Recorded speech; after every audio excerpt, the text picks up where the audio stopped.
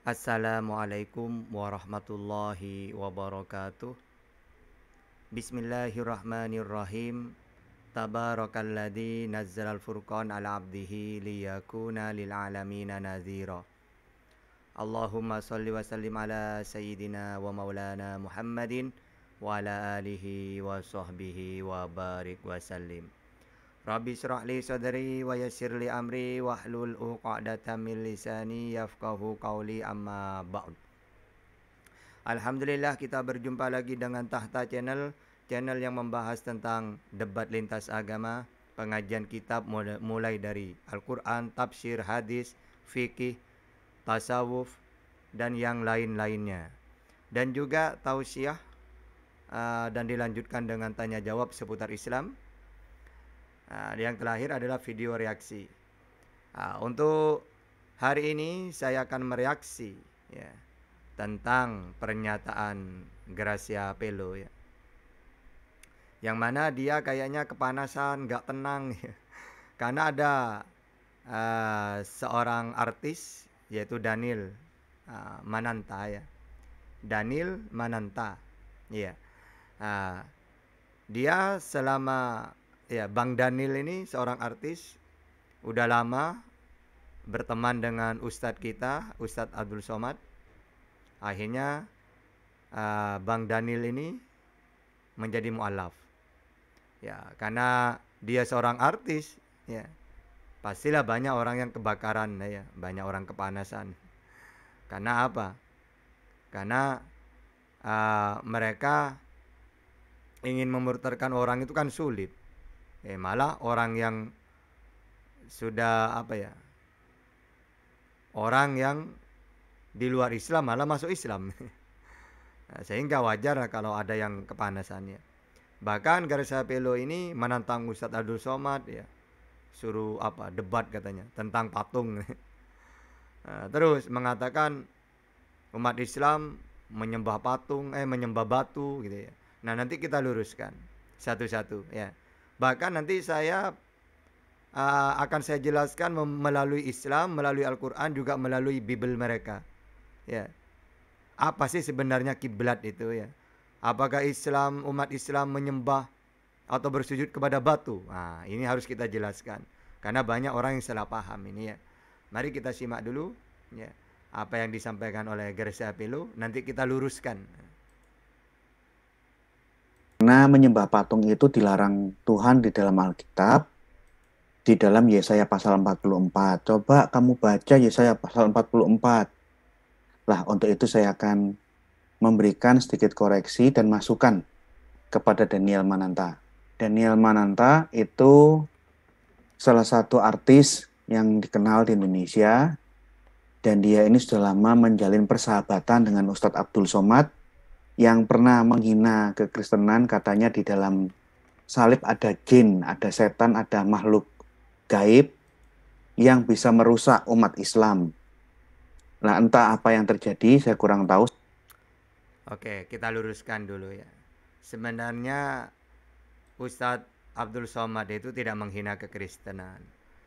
Ya, beliau hanya mau meluruskan bahwa ajaran Samawi itu sangat melarang keras membuat patung, apalagi ada unsur-unsur penyembahan. Itu sangat dilarang. Di antara salah satu ya hukum Taurat yang 10 itu kan sangat dilarang keras membuat patung. Sehingga kalau ada orang yang ngaku-ngaku ajaran Samawi, pengikut Isa, Yesus, tapi mereka masih buat patung, nah, ini sangat melecehkan Taurat ini ya. Karena memang kenapa kok Ustadz Abdul Somad sangat melarang keras ya. Walaupun itu ada dimanapun ya, patung itu tetap kita harus tegas, itu ada iblisnya memang ya, apapun itu. Karena memang awal mulanya iblis menyesatkan manusia itu lewat patung. Mulai dari Nabi Adam sampai Nabi Nuh, itu ajaran tauhid. Lalu umatnya Nuh inilah, karena selalu sangat mengkultuskan seorang ulama lah kalau di zaman sekarang. Orang yang baik, ulama, atau orang yang alim lah. Akhirnya mereka karena fanatik, akhirnya iblis masuk ke mereka, ya, mempengaruhi mereka. Kalau kalian kangen, kenapa kalian tidak membuat patungnya? Ya, misalnya ada orang, ya, dikagumi sudah. Nah, kata iblis, buat aja patung biar kalau kangen enak kalian. Bisa kalau kalau sekarang ibaratkan difoto saja, ibaratkan gitu. Kalau dulu kan tidak ada foto, ya paling ya cuma gambar, tapi yang banyak itu mereka pakai patung. Sehingga ulama ini dibuatin patung, ya pertamanya tidak disembah, cuma kenang-kenangan saja. Lalu anak cucunya mereka, akhirnya iblis datang lagi, mempengaruhi. Dulu nenek moyang kamu menyembah patung ini, gitu. Akhirnya mereka menyembah. Nah, sehingga dalam Taurat, dalam Al-Quran, dalam hadis sangat dilarang keras buat patung ini. Patung apapun itu. Misalnya ada orang, misalnya umat Islam membuat patungnya Nabi Muhammad misalnya. Ya, sangat dilarang keras. Ya, takut dikultuskan nantinya. Atau membuat patungnya Nabi Isa. Ya, apakah mau patung kayak apapun harus kita hancurkan. Ini Nabi Isa, tata, udah hancurkan. Setan itu, ya. Nanti dipengaruhi setan malah disembah nanti, gitu ya. Jadi dalam ajaran Samawi sangat dilarang. Sehingga Ustadz Abdul Somad mengatakan ada iblis dalam patung. Memang benar.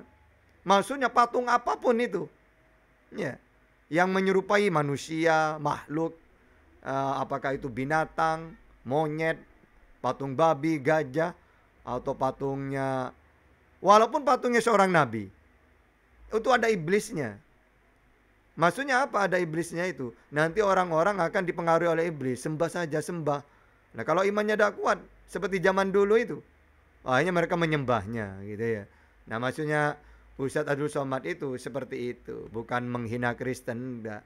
Intinya mau menyampaikan di setiap patung apapun itu ada iblisnya. Ya, maksudnya apa? Iblis mudah mempengaruhi manusia nantinya. Ya, akhirnya manusia menyembah patung tersebut, gitu hasilnya ya. Oke. Sejauh apa mereka berdiskusi, menjalin persahabatan, saya tidak tahu. Yang ingin saya reaksi adalah opini bahwa Kristen menyembah patung itu sama sekali keliru. Sebaliknya, kalau Daniel Mananta mau murtad dari Kristen, mau menyembah batu, mau menyembah apapun, oh silakan. Itu bukan urusan kita atau hak kita melarang-larang iman kepercayaan Anda. Oke. Jadi kalau Bang Daniel ini masuk Islam, maka Daniel mentuhankan Tuhan yang dikenalkan oleh Yesus. Hai Israel, Tuhan kita, Tuhan Allah itu Esa. Inilah hidup yang kekal, bahwa mereka mengenal Engkau satu-satunya Allah yang benar, dan mengenal Yesus sebagai utusan yang telah Engkau utus. Ya, justru kalau malah mentuhankan Yesus bertentangan dengan ajaran Yesus. Karena Yesus sendiri punya Tuhan. Ya, bahkan dia berdoa semalaman dia kepada Allah. Lukas 6 ayat 12. Pergilah Yesus, lalu semalaman dia berdoa kepada Allah. Bahkan Yesus mengatakan, aku bersyukur kepadamu Bapa Tuhan langit dan bumi. Tuhan langit dan bumi, punya Tuhan dia. Sehingga Mas Daniel ini dengan dia menjadi Islam, maka dia memposisikan Yesus dengan sebenarnya, sesuai ajaran Yesus. Apa? Yaitu mentuhankan Allah, bukan mentuhankan nabi atau utusan, gitu ya. Dan dalam Islam gak ada orang menyembah batu, itu gak ada. Ya, kiblat itu bukan, ada hubungannya dengan Hajar Aswad. Silakan Hajar Aswad itu misalnya dicuri orang kayak, atau Ka'bah hancur, tetap tinggal dibangun lagi. Karena menjadi kiblat itu adalah tanahnya, bukan bangunannya. Ya, sama dengan orang Israel. Dari dulu Israel itu bait sucinya dihancurkan oleh penjajah. Tapi tetap saja ada sampai sekarang, dibuat lagi, terusan ada. Ya, karena apa? Karena menjadi kiblat itu bukan bangunan, tapi tanahnya. Udah tanah suci di situ. Ya, kalau dalam Islam ya Ka'bah yang dibangun oleh Nabi Ibrahim. Gitu ya. Lanjut lagi, tambah panas lagi. Yang ingin saya tegaskan, pertama saya lihat Anda itu artis, bukan teolog, bukan pendeta. Tolong berada pada bidang Anda. Anda membaca ayat, tapi tidak melihat konteks. Pepatah bahasa Inggris mengatakan text without context is pretext. Teks kalau nggak tahu konteks itu hanya cari-cari alasan, hanya berdalih saja. Dan ini yang saya lihat di dalam postingan Anda kemarin. Seperti itu, Anda membaca teks tanpa lihat konteks. Ya sama lah, walaupun Gracia Pelo ini coba lah. Kamu mentuhankan Yesus itu punya dasar enggak? Enggak mungkin nemu dia. Paling dalil satu-satunya ya seperti dewa-dewa itu menjelma jadi manusia katanya. Beda kalau Yesus mengatakan Tuhan itu tidak bisa dilihat. Dia tidak pernah mengatakan saya ini firman Tuhan jadi manusia, gak ada. Ya, justru dia mengatakan utusannya Allah. Aku diutusannya kepada domba-domba yang hilang dari Israel. Aku berdoa untuk mereka Israel, bukan untuk dunia aku berdoa. Bahkan hanya 12 suku Israel yang akan dihakimi nanti. Ya, tiba-tiba kayak Gracia Pelo ini mentuhankan Yesus tanpa dasar. Ya, andai kan Yesus datang ini ada ini, nah, ditempeleng ini sama Yesus. Ya. Karena apa? Karena sudah mentuhankan yang tidak pernah diajarkan Yesus gitu ya. Kalau pelajari konteksnya, itu teguran Tuhan terhadap penyembahan berhala, bahwa orang-orang bangsa-bangsa kafir di sekeliling Israel menganggap patung-patung berhala itu adalah Tuhannya. Itu adalah dewa-dewa pelindung mereka. Nah, dari ayat yang Anda bacakan, Anda senggolkan ke orang Kristen untuk seakan-akan, hei orang Kristen, tolong dong jangan sembah patung. Ini kan Nah, jadi awalnya gini ya. Kenapa kok patung-patung itu dilarang? Karena memang awalnya orang mentuhankan patung itu dianggap patung itu adalah dulunya Tuhan yang turun menjadi manusia. Karena manusia dalam sisi kemanusiaannya sudah meninggal, hanya dibuatin patung. Ketika ditanya mana Tuhanmu, ini patung ini. Lu ini kan patung. Iya, dulunya dia Tuhan menjelma jadi manusia. Ini seharusnya tidak usah. Nabi-nabi itu tidak usah dibuatin patung. Ya, malah enak iblis nantinya bersarang di patung tersebut. Ya, sehingga apa? Makanya jangan sampai mengkultuskan manusia sampai dibuatin patung, jangan. Disitulah sarangnya iblis nantinya. Apapun itu, patung siapapun itu. Bahkan patungnya Nabi Muhammad misalnya, ada orang membuat diklaim itu patungnya Nabi Muhammad misalnya. Tidak usah hancurkan. Gak ada yang tahu seperti apa, tidak bisa diserupakan Nabi Muhammad itu. Ya, malah nanti kalau dibuatin patung, pertama tidak mungkin sama. Ya, kedua menjadi sarangnya iblis nanti. Nanti orang-orang malah menyembah patung tersebut nanti. Nah, sehingga dalam ajaran samawi sangat dilarang membuat patung gitu ya. dilarang oleh Alkitab. Itu maknanya yang saya lihat dari postingan Anda. Bagi saya, itu kekeliruan yang fatal. Saya ingin tunjukkan data-data dalam Alkitab dan saya ingin bertukar pikiran. Kalau bisa, Daniel Mananta, kumpulkan saya berdialog langsung dengan Abdul Somad, Anda sebagai moderator, untuk kita diskusi mengenai ini. Tolong kamu pikirkan tawaran saya. Sambil Anda memikirkan tawaran saya akan bukakan data-data di dalam Alkitab yang diimani orang Yahudi dan Kristen. Apakah Musa, Harun, dan para imam-imam di Bait Allah menyembah patung? Ini pertanyaan saya. Karena di dalam kemah tabernakel maupun bait suci yang dibangun oleh Soleman, di ruang Maha Kudus ada tabut perjanjian yang ada patungnya di atasnya itu. Dan semua imam sejak zaman Musa, Harun, sampai imam-imam di zamannya Tuhan Yesus, mereka harus masuk, duduk, sujud, dan berdoa di hadapan patung. Ini yang ingin saya tanyakan. Apakah dengan ini Anda menuduh Musa, Harun, dan semua nabi-nabi para imam yang tercatat di dalam Alkitab menyembah patung? Kalau kamu pikirkan. Itu ngawur ini ya, Gracia Pelo ini ya. Para nabi dari dulu itu udah ada menyembah patung atau di dalam bait suci ada patung, enggak.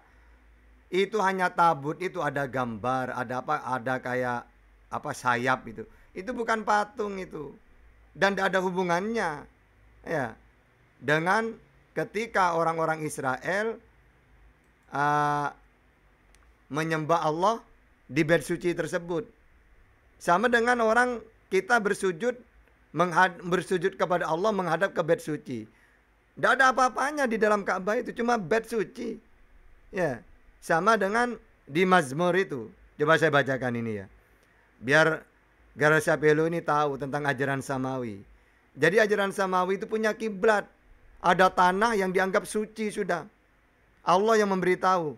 Sehingga kalau ada orang beribadah kepada Allah, menghadap ke bait suci tersebut. Kalau Islam ya Ka'bah. Ka'bah dibangun oleh Nabi Ibrahim. Ya, bukan Ka'bahnya yang disembah. Tapi kami menyembah Allah, Israel menyembah bait suci, menyembah Allah menghadap ke bait suci yang di Yerusalem. Kalau Islam, ajaran Samawi juga yang dibangun oleh Ibrahim berkiblat kepada Ka'bah. Bait suci, bukan menyembah Ka'bah. Berkiblat. Coba ya, ini dalam Mazmur 5 ayat 8. Tetapi aku berkat kasih setiamu yang besar, aku akan masuk ke dalam rumahmu. Sujud menyembah ke arah baitmu yang kudus dengan takut akan engkau. Jadi menyembah Allah tapi menghadap ke bait suci, gak ada patung-patung apa. Ya. Itu cuma apa? Kiblat gitu loh. Juga Mazmur ya. Di sini aku hendak sujud ke arah baitmu yang kudus dan memuji namamu. Maksud memuji di situ misal orang Islam, labbaik ya, kan memuji Allah. Memuji Allah tapi di dekat bait suci. Makanya di sini aku hendak sujud ke arah baitmu yang kudus dan memuji namamu oleh karena kasihmu dan oleh karena setiamu. Apakah orang-orang Israel ada yang mereka sembah di bait suci itu? Tidak ada.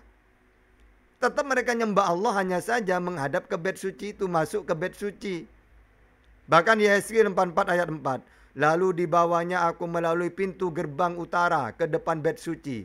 Aku melihat sungguh rumah Tuhan penuh kemuliaan. Ya, kemuliaan Tuhan. Maka aku sujud menyembah. Ya, karena apa? Ibaratkan kita masuk ke masjid menyembah Allah.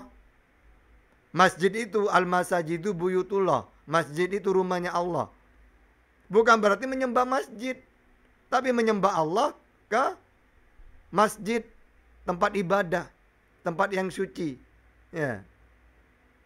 Jadi banyak ayat-ayat seperti itu. Ezra 10 ayat 1 juga gitu, kiblat. Ya. Daniel 6 ayat 10 juga gitu. Ya. Demi didengar Daniel bahwa surat perintah itu telah dibuat, pergilah ia ke rumahnya, dalam kamar atasnya ada tingkap-tingkapnya. Tingkap yang terbuka ke arah bait suci Allah. 3 kali sehari ia berlutut, berdoa, serta memuji Allahnya. Jadi apa? Tidak tahu bait suci itu. Dikira orang Israel, orang Islam menyembah. Ya, padahal itu bait suci, tempat beribadah kepada Allah. Gitu ya. Jadi tidak ngerti Garasya Pelo ini. Ya. Sebelum imam itu masuk ke dalam ruang Maha Kudus, orang-orang Israel yang ingin melakukan pengakuan dosa, dia berdoa setelah hewan korban untuk penebusan dosanya disembelih dan dibakar di mezbah di luar ruang Maha Kudus. Mereka berdoa di situ bersama imam. Baik yang berdosa maupun imam berdoa di depan mezbah. Apakah semua orang Israel, orang-orang Yahudi menyembah mezbah, menyembah patung? Pertanyaan pertama yang saya ajukan untuk Anda pikirkan. Oke, saya jawab. Gak ada orang Israel itu tidak menyembah mezbah. Gak ada. Mereka menyembah Allah, masuk ke bait suci atau menghadap ke bait suci. Itu perintah Allah. Coba nanya ke Yahudi. Ya. Apakah Musa menyembah semak? Karena di dalam Alkitab Musa tercatat bercakap-cakap dengan semak. Coba Daniel Mananta buka Keluaran pasal 3 ayat 1 sampai 5, 6, 7 Anda baca. Ini suatu kisah yang terkenal. Ada di dalam Alkitab, juga ada di dalam surah Al-Qasas, surah Taha, surah An-Naml. Musa ketemu Tuhan dalam wujud jelmaan pohon yang terbakar, kata Quran. Oke, saya jelaskan lagi ya. Jadi gini, dalam Al-Quran, ya, ketika Musa mendengar suaranya Allah lewat api yang menyala dalam pohon. Itu kalau dalam Islam itu bukan Allah menjelma di situ. Makanya ini ayatnya gini ya. Saya kasih tahu dulu bagaimana caranya Allah memberi wahyu kepada para nabi. Maka dengan 3 cara. Bismillahirrahmanirrahim. Wa ma kana li basyarin ayyukallimahullah illa wahyan aw min wara'in hijab aw yursila rasulan fauhiya biiznihi ma yasha innahu aliyun hakim. Dan tidak mungkin bagi seorang manusia pun bahwa Allah berkata-kata dengan dia kecuali dengan perantara wahyu pertama, atau di belakang tabir, atau dengan mengutus seorang utusan yaitu malaikat Jibril, lalu diwahyukan kepadanya. Nah, kepada Musa ini yang nomor 2, yaitu di belakang tabir. Jadi Allah memperdengarkan suaranya lewat pohon api itu. Ibaratkan ya, saya punya teman orang Jakarta, nelpon saya. Lalu saya mendengarkan suara, halo Bang Opung misalnya, Bang Juma. Nah, saya memperdengarkan, Bang Juma memperdengarkan suaranya lewat HP ini.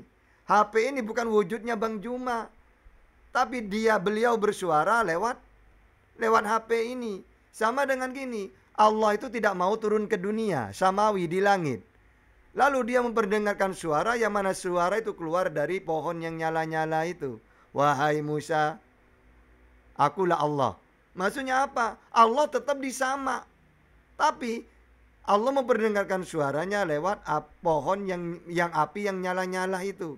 Bukan Allah menjelma jadi api. Ya, jadi dalam Islam namanya aumi wara'in hijab, di belakang tabir. Maksudnya apa di belakang tabir itu? Allah memperdengarkan suaranya lewat api ini. Makanya kalau saya istilahkan ke manusia biar paham, ibaratkan Bang Juma memperdengarkan suaranya lewat HP ini. HP ini bukan wujudnya Bang Juma, tapi alat yang dipakai Bang Juma untuk memperdengarkan suaranya. Sehingga saya dengar suara dari HP ini. Sama dengan Musa mendengar suara dari pohon itu. Pohon itu bukan wujudnya Allah, tapi Allah di sama memperdengarkan suaranya yang keluar lewat semak-semak itu, ya, gitu itu. Ya, kalau di perjanjian lama malah Tuhan, ya, malah malaikat Tuhan yang di pohon itu, yang di semak-semak itu. Ya. Jadi Gereja Belo itu gak paham itu ya. Kalau menurut narasi Alkitab, dalam wujud semak duri yang terbakar. Lalu malaikat Tuhan menampakkan diri kepadanya dalam nyala api yang keluar dari semak duri. Lalu Musa melihat dan tampaklah semak duri. Nah, coba baca ini. Lalu malaikat Tuhan menampakkan diri. Justru lebih aneh. Kalau dalam Islam enggak. Bukan malaikat, tapi Allah memperdengarkan suaranya. Kalau ini enggak. Berarti Musa ini kalau dalam ayat ini didatangi malaikat. Lalu malaikat Tuhan menampakkan diri kepadanya di dalam nyala api yang keluar dari semak duri. Lalu ia melihat dan tampaklah semak duri itu menyala, tetapi tidak dimakan api. Ini jelas ini. Ini saya perbesar ya. Coba. Kan jelas di sini. Nah, ini loh. Nah.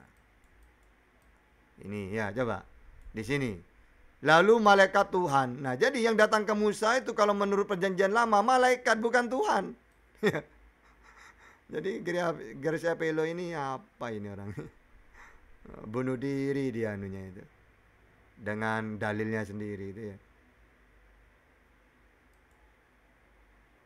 Itu menyala tapi tidak dimakan api. Musa berkata, dia heran. Baiklah, aku menyimpang ke sana untuk memeriksa penglihatan yang hebat itu. Mengapa tidak terbakar semak duri itu? Ketika Tuhan melihat bahwa Musa menyimpang mendekati untuk memeriksanya, berserulah Allah dari tengah-tengah semak duri itu kepadanya, Musa, Musa. Dan Musa menjawab semak duri itu yang terbakar, ya Allah. Lalu ia berfirman di dalam wujud semak yang terbakar, janganlah dekat-dekat, tanggalkanlah kasutmu dari kakimu, sebab tempat yang mana engkau berdiri itu adalah tanah yang kudus. Lalu ia berfirman. Siapa yang berfirman? Semak berduri yang terbakar menyala-nyala ini menyatakan dirinya, akulah Allah ayahmu, Allah Abraham, Ishak, dan Yakub. Lalu Musa menutupi mukanya sebab ia takut memandang Allah. Perhatikan, konteks Allah ini dia Konteksnya tadi malaikat, sekarang menjadi Tuhan. takut memandang semak duri yang terbakar. Pertanyaan, apakah Musa adalah nabi penyembah semak? Karena dia jelas-jelas bercakap-cakap dengan semak yang terbakar. Coba, pertanyaan apa ini, kayak anak kecil, anak TK ya. Wong di situ cuma percakapan. Apakah Musa menyembah semak itu? Gak ada di situ. Wong itu percakapan kok antara Allah dengan Nabi Musa. Kalau dalam Al-Quran, Musa cuma mendengar suaranya Allah.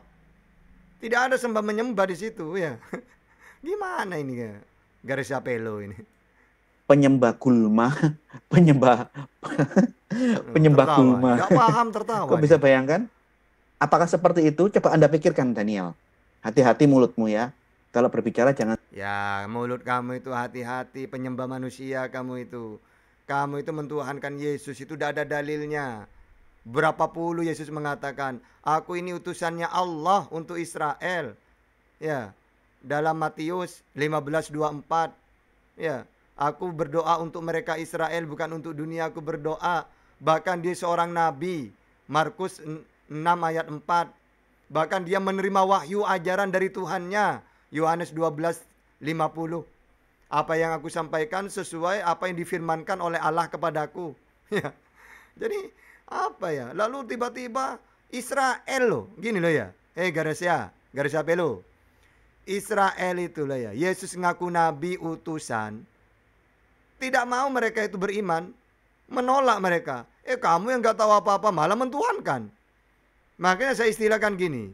Ya, ada seseorang ngaku gubernur. Tidak ada orang yang percaya. Ya, misal namanya Garisapelo ngaku gubernur DKI. Tidak ada orang yang percaya. Tiba-tiba ada orang yang bodoh gak tahu apa-apa malah menganggap dia presiden. Wong dia sebagai gubernur aja orang tidak percaya. Malah ada orang yang tidak tahu apa-apa malah mengatakan dia presiden. Kan bodoh namanya itu. Ya.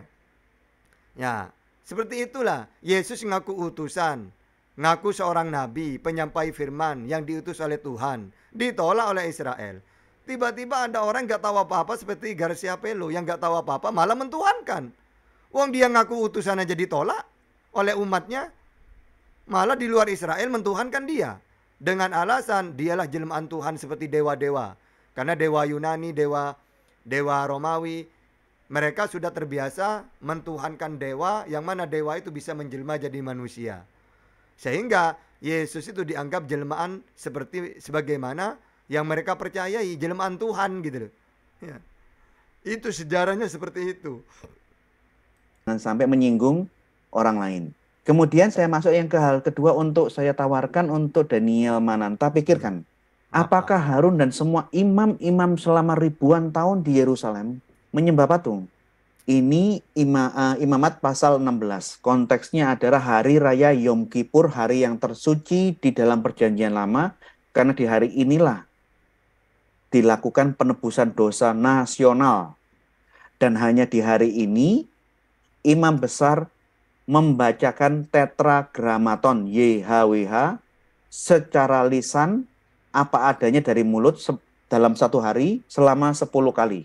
Pada waktu pengorbanan domba-domba, sapi-sapi untuk penebusan dosa, mereka harus masuk ke ruang Maha Kudus. Kita baca apa yang terjadi. Sesudah kedua anak Harun mati, yang terjadi pada waktu mereka mendekat ke hadapan Tuhan, berfirmanlah Tuhan kepada Musa. Firman Tuhan kepadanya, katakanlah kepada Harun kakakmu supaya ia jangan sembarang waktu masuk ke dalam tempat kudus di belakang tabir. Masuk ke dalam the Holy of Holies, ruang Maha Kudus. Ke depan tutup pendamaian, di depan tabut perjanjian, tabut tabernakel yang di atas tabut, supaya ia jangan mati, karena aku menampakkan diri di dalam awan di atas tutup perjamuan. Jadi sejak zaman Musa, Harun dan semua imam-imam keturunannya, kalau mau melakukan ritual penebusan dosa, memotong korban, membakar di depan mezbah, dan masuk membawa darah hewan korban penebusan salah ke ruang maha kudus yang ada tutup pendamaian, di mana tutup pendamaian di sana ada 2 patung. Ini gambarnya, ada 2 patung. Pertanyaannya, apakah orang Yahudi Ya, contoh di sini ya. Ini tidak ada hubungannya ya. Orang Yahudi itu sesuai dalam Mazmur. Intinya mereka mentuhankan Allah, menyembah Allah, berkiblat ke bait suci. Tidak ada, itu cuma tabut yang dimuliakan. Itu hanya apa? Tempatnya gulungan itu ya. Sedangkan orang Israel tidak ada hubungannya dengan itu. Intinya mereka itu menyembah Allah ya, menghadap ke bait suci. Makanya Mazmur 56 itu coba baca ayatnya. Tetapi aku berkat kasih setiamu yang besar, aku akan masuk ke dalam rumahmu, sujud menyembah ke arah baitmu yang kudus dengan takut akan engkau. Jadi apa? Jelas di ayat ini. Gak ada hubungannya dengan apapun. Walaupun di situ ada sayap-sayap, gak apa-apa. Wah, mereka menyembah Allah cuma menghadap ke bait suci, bukan ke ini. Ya. Sehingga, dan ini juga bukan patung. Tanya ke orang Yahudi. Ya. Juga dalam Mazmur yang lain, aku hendak sujud ke arah baitmu yang kudus dan memuji namamu. Oleh karena kasihmu dan oleh karena setiamu, sebab kau buat namamu dan janjimu melebihi segala sesuatu.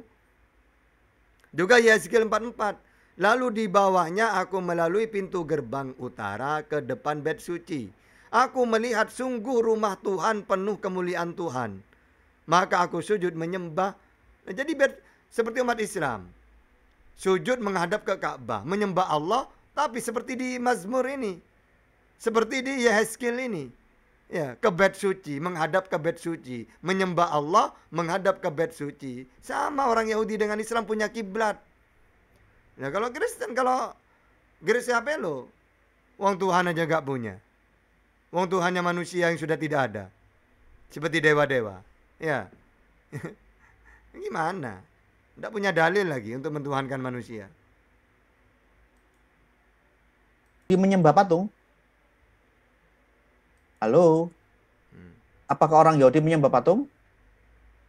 Karena semua imam dikatakan harus masuk ke tempat ini. Orang Islam atau orang Yahudi itu berkiblat, gak ada yang menyembah patung. Ya. Aduh, garis ya. Pantes ya penyembah manusia kamu. Dan berdoa di hadapan tabut yang seperti ini. Apakah mereka penyembah patung? Walaupun orang berdoa di Ka'bah gitu ya, bukan berdoa kepada Ka'bah. Tidak peduli Ka'bah itu di dalamnya bangunan kayak gimana, ada tiangnya misalnya. Yang penting kami diperintah berkiblat. Sama dengan Mazmur. Aku menyembahmu Tuhan, menghadap ke bait suci. Ya, udah ditentukan bait sucinya. Gitu ya. Apa garisnya pelo ini? Ayo hati-hati Daniel. Kamu itu hati-hati ya.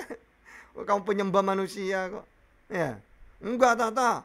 Aku bukan menyembah manusia, tapi menyembah Tuhan yang menjadi manusia. Cuma ajaran dewa-dewa yang bisa menjelma jadi manusia itu. Ya. Kalau ajaran samawi tidak. Ajaran samawi itu Tuhannya tidak sama dengan apapun. Misal dalam perjanjian lama Keluaran 9:14. Tuhan tidak sama dengan apapun. Juga Yesaya 40:18. Tuhan tidak sama dengan apapun. Juga Markus 12:32. Tuhan tidak sama dengan apapun. Bahkan Tuhan itu gaib, tidak bisa dilihat. Yesus bisa dilihat. Kalau dewa-dewa bisa dilihat. Sedangkan Tuhannya Yesus tidak bisa dilihat. Perjanjian lama Keluaran 33:20. Perjanjian baru Yohanes 5:37. Jadi Tuhannya Yesus tidak bisa dilihat, kata Yesus. Kalau kamu mentuhankan manusia, manusia bisa dilihat. Lebih baik mentuhankan Tuhannya Yesus. Tuhan tidak turun ke bumi. 2 Tawarikh 6:18, 1 Raja-Raja 8:27. Tuhan tidak mau turun ke dunia. Tuhan bukan manusia. Kalau Tuhannya garisnya pelo, manusia. Itu ada di Bilangan 23, 19.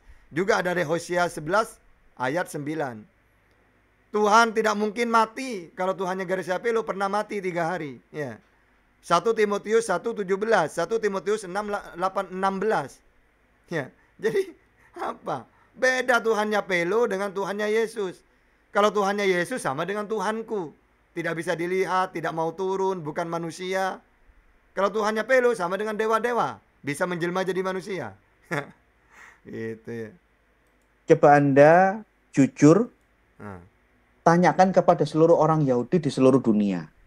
Apakah 2 patung malaikat ini tempat semua orang imam-imam datang, duduk, berdoa, memohon pengampunan, bercakap-cakap di sini?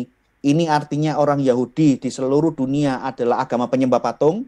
Nah, orang Yahudi berdoa itu bukan ke patung, ke tempat ini. Sesuai tadi Mazmur itu, aku menyembahmu, memujimu, Tuhan. Ya, menghadap ke bait suci. Bukan ini, bait suci. Kalau umat Islam, bait sucinya adalah Ka'bah. Gitu loh ya. Tidak nyambung. Coba kamu nanya juga ke Yahudi. Apakah orang Yahudi menyembah manusia? Ya. Atau menyembah nabi yang Tuhan utus untuk mereka? Nggak ada. Tiba-tiba orang nggak tahu apa-apa. Ya. Malah mentuhankan manusia, dianggap jelmaan dewa. Tolong pikirkan baik-baik pertanyaan saya. Demikian juga dengan tradisi Kristen. Kalau Katolik menggunakan 3 dimensi patung untuk media berdoa. Kalau orang-orang Nah inilah dulu di zamannya Nabi Nuh, ya, orang mengkultuskan manusia, dibuatin patung. Pada akhirnya nanti patung itu disembah. Nah itulah alatnya iblis di zamannya Nabi Nuh, ya, bahwa mereka menyembah patung awalnya cuma ingin mengenang awalnya, tapi cucu-cucu mereka dimasukin oleh iblis. Dulu nenek moyangmu menyembah patung ini, gitu. Ya. Nah inilah bahayanya. Kalau nabi-nabi dijadikan dibuatin patung atau gambar. Ya. Ortodok menggunakan gambar 2 dimensi. Apakah Kristen sembah patung? Apakah patung itu adalah Tuhannya kita? Loh, kalau tidak dituhankan, ya ngapain kalian ini membuat patung yang dilarang oleh Taurat? Jangan membuat patung. Kalau memang kamu tidak tuhankan, ngapain tidak dihancurin aja? Biar enak nanti. Biar tidak apa? Tidak dimasukin iblis orang-orang itu. Disuruh menyembah patung itu. Kalau memang tidak ada gunanya. Gitu loh. Kalau memang tidak mentuhankan patung, jangan buat. Karena dilarang oleh ajaran Samawi, oleh Taurat. Ya, gimana coba? Udah tahu Tuhannya bukan patung, terus untuk apa itu? Untuk anu tata. Ya mengenanglah pelantara apa. Apa bedanya dengan orang Arab? Jahiliyah dulu. Kenapa kalian menyembah Lata, Uzza, Manat, berhala-berhala itu? Oh tidak, ini pelantara. Mentuhankan ini sama dengan mentuhankan Allah. Karena Lata, Uzza, Manat ini anaknya Allah. Apa bedanya dengan ajaran pagan kayak gitu? Ajaran sesat kayak gitu? Ya, karena melibatkan patung. Nah, oke? Apakah patung itu adalah Tuhan kita tuh ya patung itu? Tolong Anda belajar sendiri dengan rendah hati, karena Anda orang Katolik, tanya kepada romo Anda. Perhatikan gambar yang saya tunjukkan di kanan dan kiri.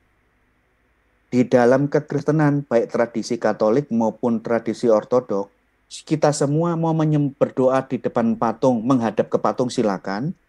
Membelakangi seperti gambar yang di sebelah sini, silakan. Nah, berarti sama dengan orang jahiliyah di Arab dulu. Orang Arab itu dulu tahu Tuhan yang benar itu Allah. Tapi mereka meletakkan patung-patung di sekitar Ka'bah. Lalu mereka meminta ke patung itu sama dengan meminta kepada Allah. Karena Allah sudah dikenal oleh mereka mulai dari zaman Nabi Ibrahim waktu ke Mekah, bangun Ka'bah. Lalu diteruskan oleh Bani putranya, yaitu Ismail. Lalu diteruskan Bani Jurhum. Lalu diteruskan oleh Bani Huza'ah. Nah, di Bani Huza'ah inilah Amr bin Luhai tertarik dari orang-orang Sam. Yang mana di Sam penyembah berhala. Katanya kalau minta kepada berhala dikabulkan. Akhirnya dia tertarik dibawa ke Arab. Hanya diikutin oleh orang-orang. Akhirnya mereka buat berhala-berhala di samping Ka'bah. Ibaratkan pelantara. Mereka nanti berdoa kepada patung itu. Tapi doa kepada Allah, tapi apa? Di depannya patung. Gitu loh. Nah, Gereja Pelo itu nggak tahu ajaran kayak gini ini ajaran dari mana coba. Padahal tujuan iblis untuk menyekutukan Allah ya kayak gitu caranya. Kayak orang-orang dulu penyembah patung di Arab itu dulu gitu sebelum Islam datang gitu loh. Tidak menghadap patung silakan. Menghadap tempat sampah silakan. Berdoa menghadap rumah sakit silakan. Menghadap pohon silakan. Menghadap manapun doa kita sah dan tidak ada masalah di dalam cara kita memperdoa. Kalau ada yang mengatakan bahwa Tuhannya orang Kristen itu patung, tolong Katolik aliran apa yang mengatakan seperti itu? Kok ada yang mengatakan Kristen menyembah patung? Walaupun orang Arab tidak sampai mentuhankan patung, itu pelantara menurut orang Arab jahiliyah dulu sebelum Islam. Ketika mereka dikatakan wala in sa'altahum man khalaqas samawati wal ar wa syakhara samsa wal qamar la yakuna la Allah. Dalam Al-Qur'an dijelaskan, orang Arab itu dulu ketika dikatakan, siapa Tuhan pencipta langit dan bumi? Mereka jawab Allah. Tapi kenapa mereka menyembah berhala? Pelantara. Ya, gitu. Nah, kalau umat Islam, kalau cuma berdoa, ya dimanapun boleh, asalkan jangan di kamar mandi, tidak boleh. Dimanapun kalau cuma doa, terserah. Tapi kalau ibadah seperti sholat, ya ditentukan. Orang Israel pun tidak sembarangan tempat sholatnya. Ya, tapi kalau cuma makna berdoa, dimanapun. Saya sekarang, ya Allah, ya mudah-mudahan saya diberi rezeki yang banyak, misalnya. Tepat dapat jodoh, misalnya. Terserah, kapanpun, dimanapun, asalkan di tempat yang bukan di tempat yang dilarang gitu loh. Jadi harus bisa membedakan mana doa, mana ibadah. Kalau orang Yahudi sama seperti Islam. Ibadah itu ya ditentukan. Jam berapa kali sehari, menghadap kemana. Terus, bacaannya gimana. Ya ditentukan. Tapi kalau cuma doa terserah. Yang penting bukan di tempat yang dilarang gitu loh. Tuhannya orang itu adalah patung. Tolong tanya, Kristen mana yang mengajarkan semacam ini? Karena setahu saya, menyembah, berdoa, sujud kepada Tuhan di depan patung atau tidak menggunakan patung itu tidak ada masalah. Tidak masalah katanya. Ya makanya orang-orang Yahudi mengatakan sesat mereka ini. Ya karena memang bertentangan dengan kitab Taurat udah. Kalau Yesus taat ke Taurat, taat kepada Tuhannya. Tiba-tiba orang di luar Israel ini malah mentuhankan manusia yang taat kepada Tuhan. Udah tahu manusia punya Tuhan, dituhankan. Akhirnya kacau. Tidak Alkitab ajarannya. Semuanya ngarang-ngarang semua. Ya. Wajib mau menghadap salib ataupun membelakangi salib boleh dan itu sah. Menghadap patung Yesus dan patung para kudus atau membelakanginya silakan. Mau berdoa menghadap tempat sampah pun silakan. Itu sah dan tidak ada masalah di dalam kekristenan. Iya, karena Kristen itu tidak punya kitab. Nah, coba nanya ke Yahudi. Boleh nggak menghadap ke patung itu? Nah, kalau kamu sah-sah saja karena kamu tidak punya Tuhan kamu. Ya. Karena Tuhan yang kamu sembah adalah manusia yang mempunyai Tuhan. Dalilnya jelas. Gitu loh. Ya jangan kamu samakan walaupun kamu menyembah ke tong sampah. Ke apapun, ke rumah sakit katanya, silahkan. Ya. Atau ke patung, uang kamu memang ajarannya bukan samawi, bukan ajaran Yesus. Ya. Bahkan di dalam gereja Katolik pun sudah menjadi kebiasaan seorang romo berdoa membelakangi patung salib dan Yesus. Ini sesuatu yang umum, biasa. Tidak ada kewajiban harus menyembah, sujud, berdoa di hadapan salib atau patung. Nah, sekarang pertanyaannya. Ayo, apa? Ini biar saya minta Anda memikirkan.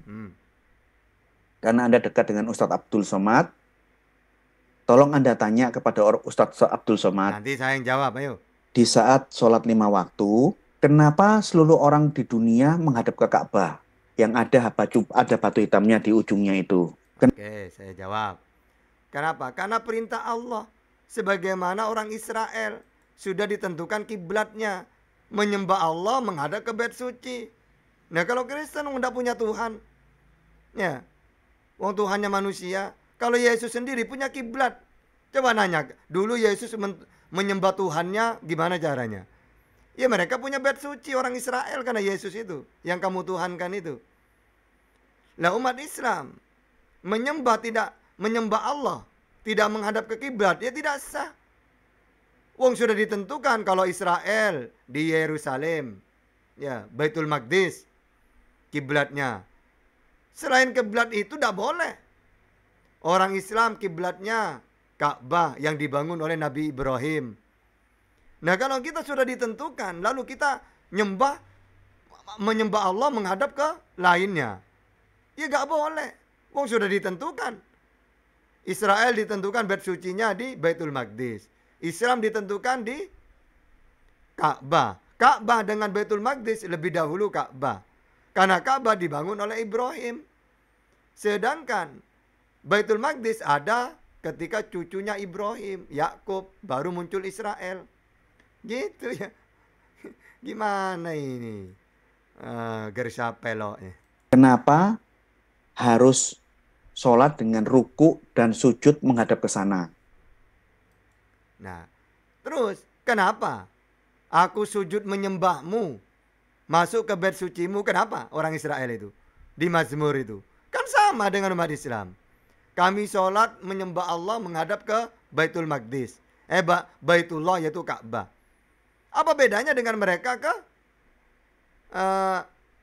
menghadap ke bait sucinya, yaitu Baitul Maqdis? Gitu loh. Kan sama saja, cuma Kristen yang tidak punya kiblat. Karena Tuhannya Kristen dengan Tuhannya Israel beda. Tuhannya Israel Tuhan yang disembah oleh Yesus. Sedangkan Tuhannya Garcia Pelo yaitu manusia Israel, yaitu Yesus. Beda. Tuhannya Israel Tuhan yang disembah Yesus. Tuhannya Pelo yaitu manusia Yesus. Beda dengan Israel. Israel punya kiblat seperti Islam. Kenapa harus mensujudi, menyembah, ruku ke arah Ka'bah dan Hajar Aswad? Oke, sekarang kenapa dalam Mazmur ini? Coba, Mazmur 56 ini. Tetapi aku berkat kasih setiamu yang besar, aku akan masuk ke dalam rumahmu, sujud menyembah ke arah bedmu. Kenapa? Mazmur ini. Bahkan aku hendak sujud ke arah bedmu yang kudus dan memuji namamu. Buktinya orang Islam juga memuji-muji Allah ketika ke bait suci. Gitu ya. Nah, terus lagi memuji namamu dan karena kasihmu dan oleh karena setiamu, sebab kau buat namamu dan janjimu melebihi segala sesuatu. Bahkan di Yehezkiel, lalu dibawanya aku melalui pintu gerbang utara ke depan bait suci. Aku melihat sungguh rumah Tuhan, penuh kemuliaan Tuhan, maka aku sujud menyembah. Nah, coba, kenapa? Ayo, kenapa mereka menyembah? Berarti kamu itu tidak paham kitabmu sendiri berarti. Tolong kau tanyakan kepada Abdul Somad. Karena setahu saya, tolong dikoreksi, kalau semua orang Muslim waktu sholat tidak sujud, sembah, ruku mengarah kepada Ka'bah, doanya ditolak, dianggap tidak sah dan harus diulang. Ya. Nah, iya sudah ditentukan seperti di Mazmur Yehezkiel, udah ditentukan kiblatnya gitu loh ya. Khusus untuk sholat ada tempatnya, ada kiblatnya. Ya tentu saja kalau tidak memenuhi syarat seperti rukunnya, ya tidak sah. Wong itu sholat bukan doa. Ya kalau doa biasa secara umum, baru kita menghadap kemanapun silahkan. Ya, karena dimanapun walillahil masyriqu wal maghrib fa ainama tuwallu fasama wajhullah. Ya, kemanapun kita berdoa silahkan. Tapi kalau sholat ditentukan bacaannya, kiblatnya, gitu ya. Oke, mungkin itu saja dulu karena di sini sudah azan ya. Mudah-mudahan manfaat barokah. Kita akhiri dengan kafaratul majelis. Bismillahirrahmanirrahim. Subhanakallahumma wa bihamdika asyhadu an la ilaha illa anta astaghfiruka wa atubu ilaik. Akhirul kalam. Assalamualaikum warahmatullahi wabarakatuh.